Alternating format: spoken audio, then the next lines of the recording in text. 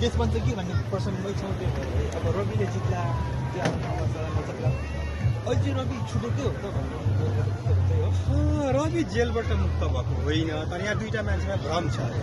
एकताली घन्टी समर्थकहरू भन्छन् रवि निर्दोष छुट्यो भन्छन्, अनि रविका विरोधीहरू चाहिँ रविले जरिमाना तिर्यो अनि उसले अपराध स्वीकार हो भन्छन्। यो दुईटै भाष्य गलत छ, किनभने अदालती कारबाही अनुसार रविले चाहिँ जसरी धरोटी बुझाउँदैमा ऊ अपराधी हुँदैन, त्यसरी नै अदालतले छोड्दैमा निर्दोषी पनि होइन।